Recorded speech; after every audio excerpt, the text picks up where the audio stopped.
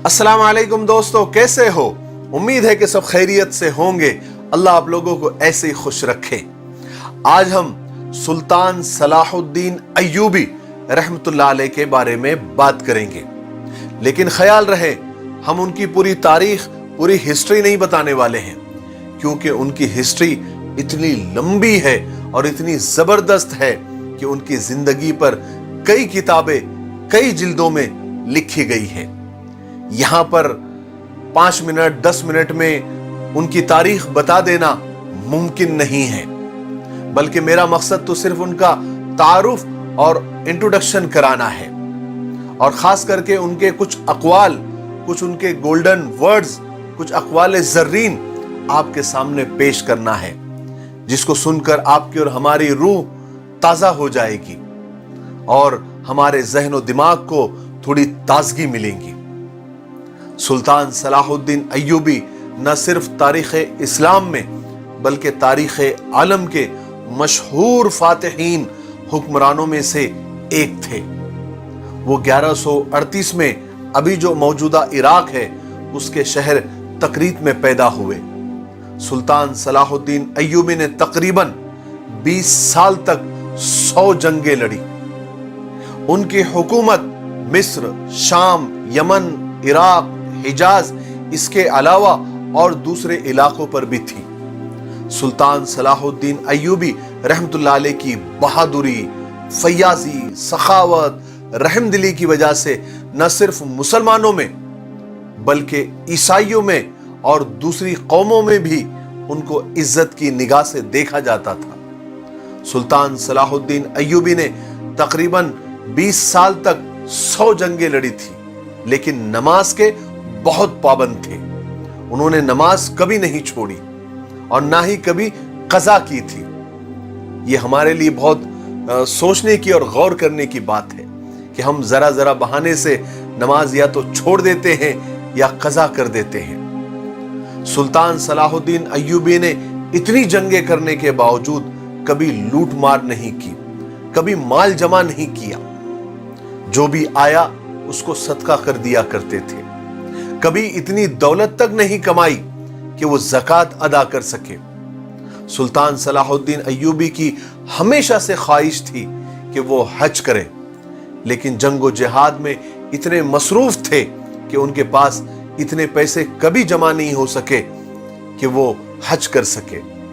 सुल्तान Salahuddin Ayyubi रहमतुल्लाह अलैह अरबी और कुर्दी जबान अच्छी तरीके से जानते थे।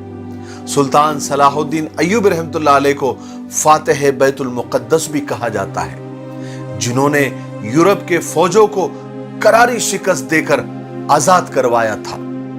1 हफ्ते की खूनरेज जंग के बाद दुश्मनों ने हथियार डाल दिए थे और रहम की दरखास्त की थी।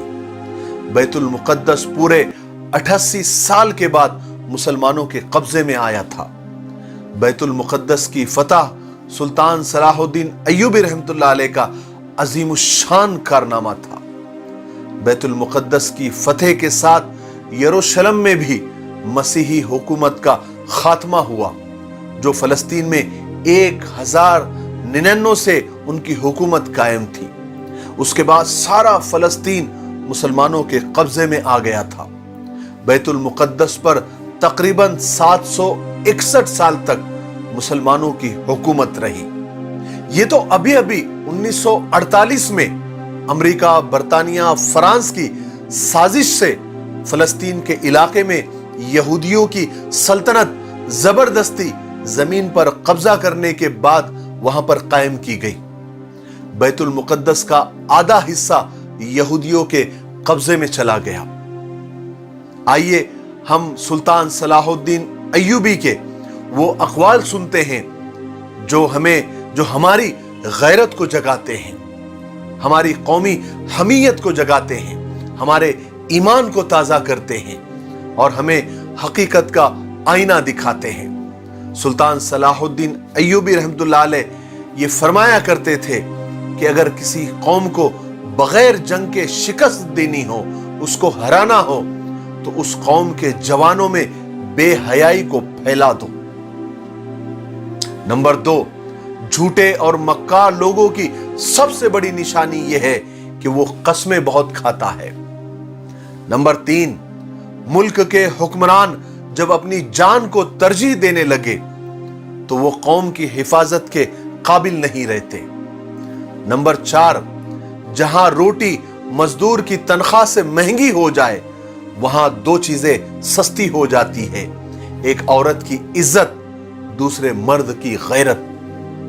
नंबर 5, कौम के शहीदों को और उनके मजलूम बेटियों को भूल जाने वाली कौम की किस्मत में गुलामी लिख दी जाती है।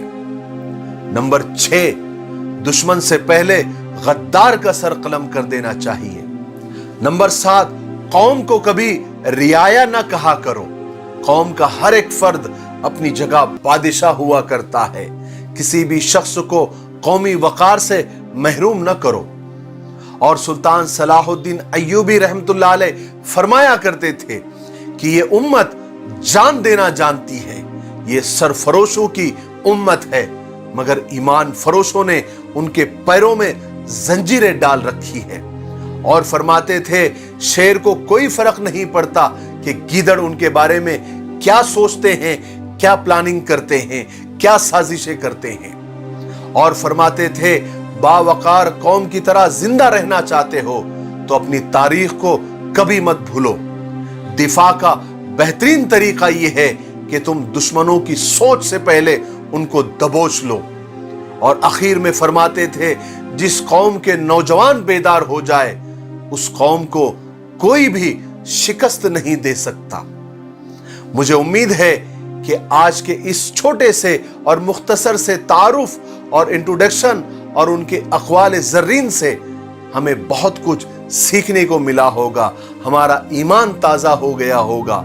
मेरे लिए, पूरी उम्मत के लिए और पूरी इंसानियत के लिए दुआ करते रहें। अस्सलामु अलैकुम व रहमतुल्लाहि व बरकातुहू।